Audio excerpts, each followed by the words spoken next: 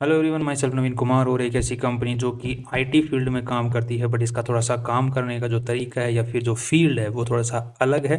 ये कैमरे की टेक्नोलॉजी का इस्तेमाल करते हुए, सॉफ्टवेयर्स को इस्तेमाल करते हुए, एपीआईज का यूज़ करते हुए, एआई का यूज़ करते हुए जो टेक्नोलॉजी के थ्रू जो है ट्रैकिंग का काम करती है, ट्रैकिंग की जो सर्विसेज हैं वो प्रोवाइड करती है अपने कस्टमर्स को, क्लाइंट्स को। अब जैसे मान के चलिए कि कंपनी, अगर हम जैसे वेबसाइट के ऊपर में चेक करते हैं यहाँ पर, तो आपको डिफरेंट टाइप का एक सॉल्यूशन मिलेगा। जैसे कि यहाँ पर देखने को मिल रहा है सॉल्यूशंस के अंदर में एडवांस ट्रैफिक मैनेजमेंट सिस्टम हो गया, पब्लिक ट्रांसपोर्ट से ट्रैकिंग सिस्टम हो गया। कि मान के चलिए कि जो एक चौराहा है या फिर तिराहा है, वहाँ पे कैमरे लगे हुए हैं। एक एक हाइपोथेटिकल हम सिनेरियो ले रहे हैं वहाँ पे, और जो उस कैमरे के अंदर में ऑलरेडी सॉफ्टवेयर के तरीके से फिट कर रखा है सेटिंग की, जो भी चौराहे के ऊपर में जो लाइन क्रॉस कर जाता है, जो कि जेब्रा क्रॉसिंग को, उसको ऑटोमेटिक चालान कट जाए उसके नंबर्स को देखते हुए, और डेटा बेस जो गवर्नमेंट का उसको फीड करते हुए, और ऑटोमेटिक चालान कट के मैसेज भी चला जाए कस्टमर के पास में, और पुलिस के पास में भी इन्फॉर्मेशन चली जाएगी इस इंसान का चालान कटा है, ये पेमेंट करने वाला है। सो ये जो पूरा ऑटोमेटिक एक इंफ्रास्ट्रक्चर बन गया आईटी का, उस वो इस चीज़ के टाइप के जो सिस्टम्स होते हैं इनको मैनेज करने का जो काम है ये कंपनी करती है। इसी टाइप से और भी बहुत सारे जो सिनेरियोज बन सकते हैं इस टाइप से। जैसे कि आप लोगों को कहीं सर्विलांस रखनी है, कहीं मान के चलो कोई हाईवे के ऊपर में कैमरा लगा देगी, जो ओवर स्पीडिंग कर रहा है उसका ऑटोमेटिक चालान कट जाए। या फिर आपको ऑटोमेटिक लाइटनिंग सिस्टम मैनेज करना है कि ऑटोमेटिक लाइट जो है वो अपने हिसाब से स्विच होती रहें, चेंजेस होती रहें। या फिर आपको कहीं पर, जैसे किसी कोई बड़ी ऑर्गेनाइजेशन है जो कि माइनिंग का काम करती है, तो माइनिंग की यहाँ पे कैमरा की सेटिंग लगा दी कि कोई भी बंदा अगर जो कंप्लायंस है, जो कि माइनिंग के अंदर में ड्रेस कोड फॉलो नहीं कर रहा है या फिर कुछ गड़बड़ कर रहा है, तो ऑटोमेटिक जो उसके एक्ट है वो उसको ऑटोमेटिक जो सुपरवाइजर होता है उसके तक पहुंचा दे। तो ये जो स्मार्ट सॉल्यूशन जो हैं कैमरा की मदद के साथ में, सॉफ्टवेयर्स की मदद के साथ में, एआई की मदद के साथ में, इस टाइप के सॉल्यूशंस प्रोवाइड करने का काम करती है कंपनी का नाम है ट्रैफिक सोल। सो इस ये जो कंपनी है मार्केट से पैसे उठाने का ट्राई कर रही है, लगभग 44 करोड़ 87 लाख रुपए। और कंपनी ने जो, कंपनी की अगर बेसिक डिटेल की बात करते हैं उसके बाद में हम कंपनी की और इन डेप्थ बात करने की शुरू मतलब चर्चा करेंगे इन डेप्थ के अंदर में। अब यहाँ पे बेसिक डिटेल बात है तो 10 सितंबर से 12 सितंबर के बीच में कंपनी का आईपीओ खुलने वाला है। 70 का कंपनी ने कट ऑफ प्राइस सेट किया, 2000 का लॉट साइज है, तो आपको 1,40,000 रुपये की ज़रूरत यहाँ पर पड़ने वाली है। अब यहाँ पे कंपनी जो के जो प्रमोटर लोग हैं उनके पास में 60% आईपीओ से पहले शेयर होल्डिंग थी, और आईपीओ के बाद में कितनी है यहाँ पर, आई थिंक इन्फॉर्मेशन जो है वो गलत दी हुई है। सो हम लोग राइट इन्फॉर्मेशन ले लेते हैं एक बार, 1 सेकेंड।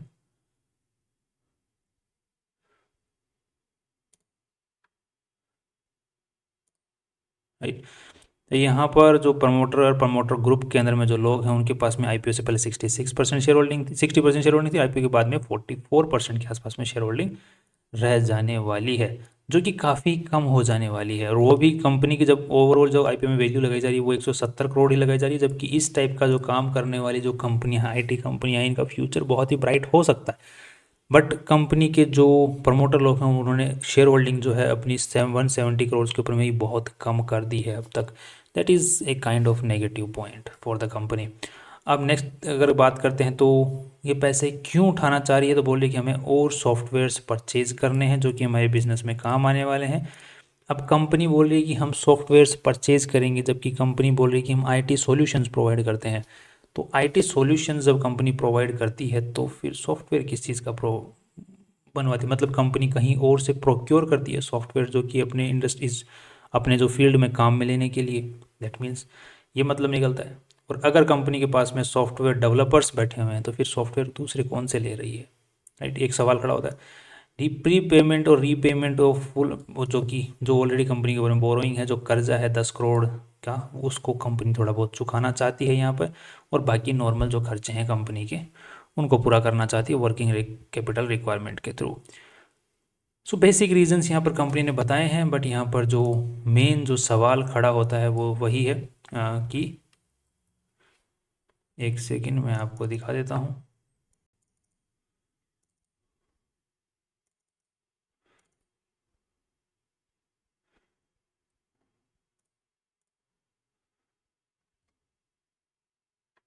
अब यहाँ पे अगर हम लोग देख पाएंगे तो कंपनी के पास में human resource, business development, 44 project department, so company के पास में यहाँ पर कोई भी सॉफ्टवेयर डेवलपमेंट वाले इंसान नहीं है, सॉफ्टवेयर है यहाँ पर। सो डिपार्टमेंट में अगर सॉफ्टवेयर डेवलपमेंट, सॉफ्टवेयर के डिपार्टमेंट में अगर 13 लोग हैं तो ये कर क्या रहे हैं? सो एम्प्लॉयज़ हैं, तो फिर कंपनी कौन से सॉफ्टवेयर खरीदने वाली है? I have no idea. Next अब देख लेते हैं कंपनी की थोड़ा सा आरएचपी के अंदर में नज़र डालते हैं, राइट। तो उससे हमें थोड़ा सा बेसिक और इन डेप्थ एनालिसिस हो पाएगी। तो यहाँ पर कुछ स्क्रीनशॉट्स आपके सामने हैं। तो मेन कंपनी के जो कर्ता धर्ता हैं उनका नाम है जितेंद्र नारायण दास, जबकि शेयर होल्डिंग जो है वो पूनम दास के पास में है। 54% आईपीओ से पहले और 39% के आसपास में रह जाने वाली आईपीओ के बाद। सो सिग्निफिकेंट पोर्शन उनके पास में रहने वाला है। अब यहाँ पे सॉफ्टवेयर परचेज में कंपनी बोल रही है हम 17 करोड़ खर्च करने वाले हैं। आई डोंट नो, 17 करोड़ में तो आप एम्प्लॉयज़ को हायर कर सकते हो, बनवा ही लो सॉफ्टवेयर, फ्यूचर में भी काम आएंगे। नेक्स्ट अगर देखते हैं कि कंपनी के और क्या इन्फॉर्मेशन हमारे सामने अवेलेबल है, तो ओके। तो यहाँ पर एक थोड़ा सा जो मैनेजमेंट है, जो प्रमोटर एंड डायरेक्टर हैं जितेंद्र नारायण दास, इनके खिलाफ में है थोड़ा सा। इनके पास में ऑलरेडी पहले की एक कंपनी थी Revery technology private limited and easy data solutions private limited, जिसको ये कंप्लायंस को मीट नहीं कर पा रहे थे 3 साल तक लगातार, जिसकी वजह से इनका जो DIN है, डायरेक्टर आइडेंटिफिकेशन नंबर, उसको बैन कर दिया था। जबकि इनके ऊपर कोई पेनल्टी वगैरह नहीं लगी है। तो ये एक काइंड ऑफ नेगेटिव पॉइंट इनके कंप्लायंस इश्यूज़ के ऊपर बन जाता है कि फ्यूचर में भी क्या इसी टाइप का जो एटीट्यूड है इस कंपनी के खिलाफ भी रखेंगे। अगर कंपनी का अगर रिटर्न ही फाइल नहीं करने वाली है फ्यूचर के अंदर, ऐसे भी बहुत सारी लिस्टेड कंपनी मार्केट के अंदर में है जो कि छोटी कंपनी है, जो कि उनके प्रमोटर लोग हैं वो रिटर्न फाइल नहीं करते हैं। अब रिटर्न ना फाइल करने की वजह से नुकसान किसको होता है? इन्वेस्टर्स को होता है, क्योंकि उनको पता ही नहीं रहता कि कंपनी में चल क्या रहा है, डेटा क्या है, राइट। और अल्टीमेटली जो होता है वो जो एक्सचेंज होता है उस कंपनी की ट्रेडिंग रोक देता है। तो ट्रेडिंग रोक गई तो सबसे पहले नुकसान किसको होता है? इन्वेस्टर्स को होता है, क्योंकि वही खरीद बेच नहीं पाते हैं।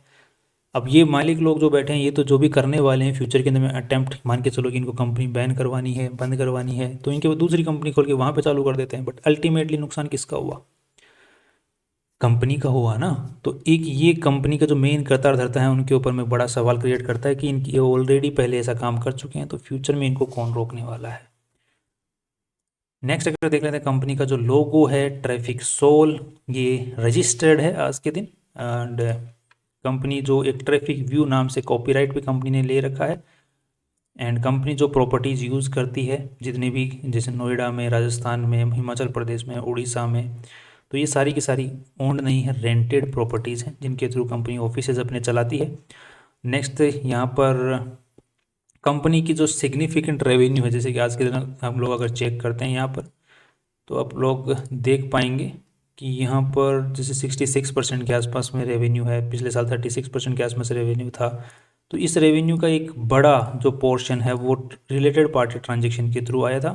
जैसे रेवेन्यू यहाँ पे है Traffic Sol electromagnetic private limited, जो कि सेम जो कॉमन डायरेक्टर है कंपनी का, उसकी दूसरी कंपनी है ये ट्रैफिक सोल नाम से, उनकी दूसरी कंपनी, इसकी के थ्रू कंपनी का, इसी को कंपनी ने बेचा था, राइट। तो मतलब एक कंपनी ने दूसरी कंपनी को बेच दिया, एक ही डायरेक्टर की कंपनी है दोनों, और उसी कंपनी से कंपनी ने परचेज कर रखा है 9 करोड़ का माल।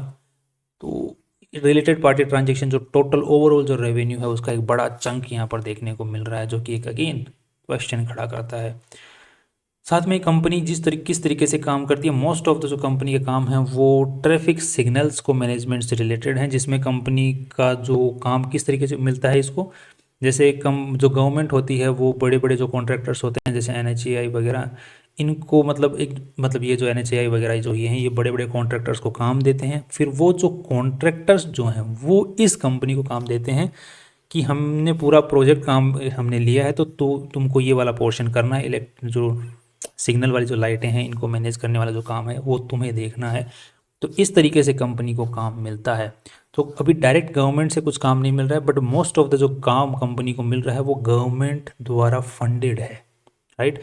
प्राइवेटली कंपनी को भी कोई भी खास काम नहीं मिल रहा है, as we currently derive almost all of our revenue, right.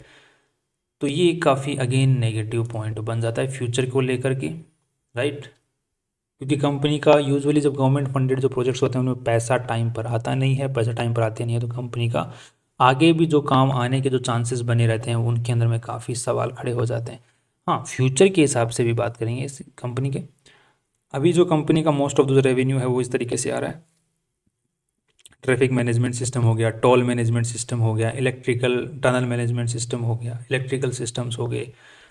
तो इस तरीके से कंपनी का काम आ रहा है।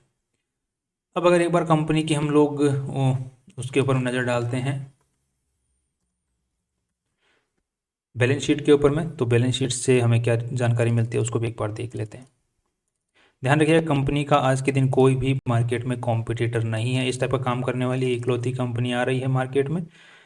तो हम किस तरीके से मार्केट इसको वैल्यू देने वाला है उसका हमें आज पता नहीं चल पाएगा, बिकॉज हम कंपेयर करने के लिए हमारे पास में कोई कंपनी नहीं है यहाँ पर है। अब आज के दिन जो कंपनी की बैलेंस शीट है उसकी साइज़ 62 करोड़ रुपए, इसका मतलब 62 करोड़ रुपए लगे हुए हैं इसमें। और जो पिछले साल के मुकाबले इस साल अचानक कंपनी का शेयर कैपिटल जो है वो बढ़ गया है, और साथ में ही कंपनी का रिजर्व्स भी बढ़ गए हैं, क्योंकि कंपनी ने बोनस जारी किया है जिसकी वजह से कंपनी के शेयर कैपिटल रिजर्व्स बढ़ गए हैं। तो कंपनी ने ये पैसा कहाँ दिखाया, क्योंकि ये बिजनेस में लग गया। तो यहाँ या तो ये पैसा जो शेयर कैपिटल बढ़ा है तो बैंक अकाउंट में होना चाहिए कैश, बट कैश नहीं है। ये ट्रेड रिसीवेबल्स के अंदर में, जो कि अगेन एक बड़ा क्वेश्चन खड़ा करता है कि कंपनी का रेवेन्यू कुछ खास, यहाँ पर अगर हम लोग देख पा रहे हैं रेवेन्यू भी खास इंक्रीज यहाँ पर हुआ है। तो जो भी रेवेन्यू इंक्रीज यहाँ पर हुआ है, जितना भी रेवेन्यू इंक्रीज हुआ है उसका मोस्ट ऑफ द जो पैसा है वो उधारी में ही क्यों रह गया। अब जैसे मान के चलिए कि यहाँ पर हम लोग देख पा रहे हैं कि 18 करोड़ के आसपास में कंपनी का रेवेन्यू, यहाँ पर सॉरी ट्रेड रिसीवेबल्स पड़ा हुआ है, यहाँ पे 16 करोड़ ट्रेड रिसीवेबल्स पड़ा हुआ है। तो यहाँ पर 2 करोड़ रुपए से ट्रेड रिसीवेबल्स बढ़ा है। तो यहाँ पर अगर हम लोग रेवेन्यू के अंदर में देखते हैं तो 27 करोड़ से कंपनी का जो रेवेन्यू है वो 9 करोड़ रुपये बढ़ गया, राइट, 9 करोड़ रुपये बढ़ गया। तो यहाँ पे 2 करोड़ का ट्रेड रिसीवेबल बढ़ गया। तो यहाँ पर काफ़ी 2 करोड़ रुपये बढ़ा 9 करोड़ के ऊपर में। अब यहाँ पे जो इंक्रीज आया है वो लगभग 30 करोड़ का आया है। 30 करोड़ के ऊपर में ट्रेड रिसीवेबल्स जो हैं वो बढ़ गए हैं 20 करोड़ रुपए, 22 करोड़ रुपए। तो ये एक सिग्निफिकेंट पोर्शन जो है ट्रेड रेवेन्यू का वो ट्रेड रिसीवेबल्स में जाना, और दैट टू ट्रेड रिसीवेबल्स में तो गया जो गया वो मोर देन 6 मंथ्स पुराना ट्रेड रिसीवेबल्स में गया था, outstanding for more than 6 months from the date of due payment, काफ़ी पुराना है। तो ये एक काफ़ी बड़ा सवाल अगेन क्रिएट करता है कि कंपनी का मोस्ट ऑफ द जो पैसा है वो बहुत ही लॉन्ग टर्म तक काम होने के बाद में भी अटका हुआ है। तो यहाँ पर ये काम एक्चुअली हो रहा है या फिर फर्जी दिखाया गया है, सिनेरियो क्या है, राइट। तो अगेन कंपनी के ऊपर में सवाल खड़ा करता है। तो काफ़ी सारे रेड पॉइंट्स यहाँ पर देखने को मिल रहे हैं कंपनी के डेटा को देखते हुए। साथ में अगर कंपनी के हम कैश फ्लो की बात करते हैं तो कैश फ्लो इस साल ट्रेड रिसीवेबल्स नेगेटिव होने की वजह से कैश फ्लो भी काफ़ी नेगेटिव है, जबकि पिछले साल कैश फ्लो पॉजिटिव के अंदर में था, बट इस साल नेगेटिव में है। और पिछले साल भी ट्रेड रिसीवेबल्स कैसे पॉजिटिव में था उसका पीछे रीज़न है कि कंपनी ने जो कंपनी जिनसे पैसे मांगती थी उनको पेमेंट नहीं किया, उसकी वजह से कंपनी का जो रेवेन्यू, वो जो कैश फ्लो था वो पॉजिटिव के अंदर में था, सिग्निफिकेंट रेवेन्यू पॉजिटिव में था। तो अब ओवरऑल कंपनी का अगर हम लोग बात करते हैं कंपनी का जो रेवेन्यू किस तरीके से इंक्रीज आ रहा है, तो इंक्रीज तो अच्छे खासे तरीके से आ रहा है। बट यहाँ पर इस साल जो इस तरीके से कंपनी का रेवेन्यू इंक्रीज आया है उसके बाद में नेट प्रॉफिट जो है 16 करोड़ के हैं, इसके ऊपर में एक बड़ा सवाल, जिस तरीके से हमने बातें की हैं स्टेप बाय स्टेप क्रोनोलॉजी के साथ में, तो अगेन इसके ऊपर में एक बड़ा सवाल खड़ा कर देता है, वो भी आईपीओ ईयर में इतना बड़ा इंक्रीज आना, इतना बड़ा ट्रेड रिसीवेबल्स बन जाना, शेयर कैपिटल इंक्रीज हो जाना। शेयर कैपिटल तो चलो इंक्रीज करना पड़ेगा क्योंकि शेयर प्राइस को नीचे लेके आना, ज़्यादा से ज़्यादा पैसे उठाने की कोशिश करते हैं। साथ में जो कंपनी के प्रमोटर्स का उनका इतना ज़्यादा स्टेक कम हो जाना, तो ये बहुत बड़ा सवाल खड़े करते हैं कंपनी के फ्यूचर के ऊपर में। और कंपनी के मोस्ट ऑफ द जो प्रोजेक्ट्स हैं वो प्राइवेट कंपनियां कोई भी दे नहीं रही है, सिर्फ गवर्नमेंट फंडेड जो दूसरी कंपनियां हैं वो ही कंपनी को फंड कर रही हैं या फिर पैसे दे रही हैं। तो एक सस्टेनेबिलिटी जो है फ्यूचर की, उसके ऊपर में एक क्वेश्चन मार्क यहाँ पे लगा हुआ है। तो ओवरऑल मेरी साइड से अब जो रिव्यू बन रहा है फाइनल वाला वो थोड़ा सा नेगेटिव साइड में बन रहा है based on this limited analysis. बाकी आपको कोई भी डिसीजन लेना है पॉजिटिव नेगेटिव, खरीदने का बेचने का वॉटेवर, वो आपको और रिसर्च करके अपने फाइनेंशियल एडवाइजर से पूछ के ही डिसीजन लेना है इस कंपनी में किस तरीके से आपको बने रहना है। बाकी लॉन्ग टर्म्स के हिसाब से जो कंपनी का कॉन्सेप्ट है, कॉन्सेप्ट बहुत अच्छा है, बट कंपनी के पास में इसी सेगमेंट में काम करने वाली और भी बहुत बड़ी बड़ी कंपनियां हैं इस सेगमेंट में काम करने वाली। तो कंपनी के लिए बहुत ही फियर्स कंपटीशन मार्केट के अंदर में है। बाकी ये कॉन्सेप्ट फ्यूचर में भी चलने की उम्मीद है, बट इस कंपनी का चलेगा कि नहीं चलेगा वो अलग बात है। बाकी कॉन्सेप्ट अच्छा है, लॉन्ग टर्म के हिसाब से ठीक हो सकती है, अगर फ्यूचर में सुधर जाए तो, चीज़ें सुधरती हैं तो। बाकी फ़िलहाल के लिए मेरे को long term and short term दोनों में ही थोड़ा बहुत सवाल दिख रहे हैं। That's all. कल फिर मिलते हैं नए इंपॉर्टेंट वीडियो के साथ में। सी यू टुमारो।